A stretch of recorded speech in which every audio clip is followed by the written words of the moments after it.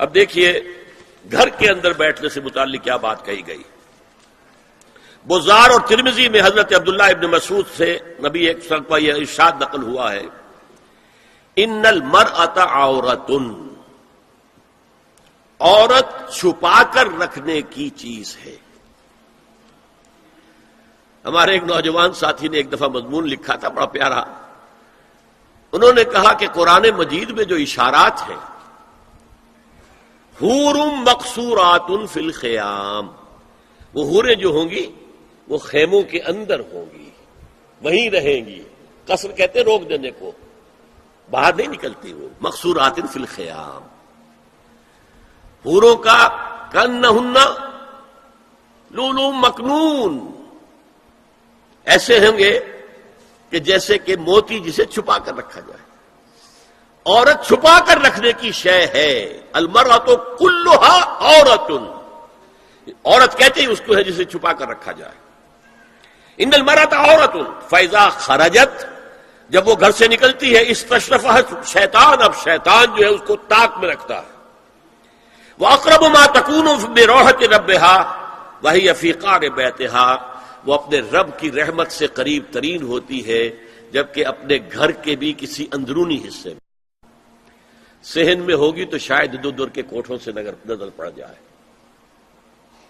اسی لیے فرمایا مردوں کے لیے مسجد میں نماز افضل 28 گنا، اور عورت کے لیے گھر کی نماز مسجد سے افضل، گھر کے صحن کی مسجد سے افضل، دالان کی صحن سے افضل، کمرے میں اس سے افضل، اور کمرے کی کوئی بغلی کوٹھڑی ہے تو اس میں سب سے افضل.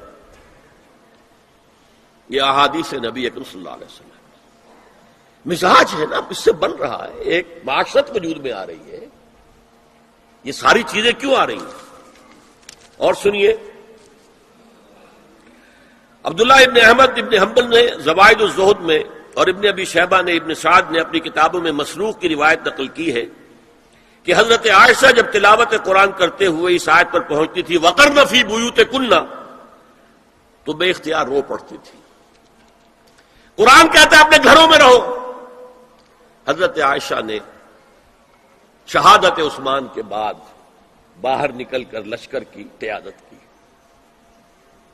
پھر ساری عمر افسوس رہا کہ میں نے غلط کام کیا. دیکھیے کیا معاملہ تھا. حضرت علی رضی اللہ تعالیٰ سے جنگ کی تھی، 10,000 آدمی ایک رات میں مرے، لیکن حضرت علی کا کردار کیا تھا؟ یہ نہیں کہ اب عائشہ شکست ہو گئی ہے تو لوڈی بنا لوں. انا للہ و انا الیہ راجعون. اتنا احترام کیا ہے، مدینے کی چند عورتوں کو ساتھ دے کر بڑے احترام سے مدینے پہنچا دیا، وہاں کی عورتوں، کوفے کی عورتوں کو ساتھ دے کر، اور صرف یہ کہا کہ آپ کی یہ ذمہ داری نہیں تھی، آپ نے یہ ذمہ داری خام خواہ لے لی. صرف یہ، اور کچھ نہیں، کوئی ملامت نہیں.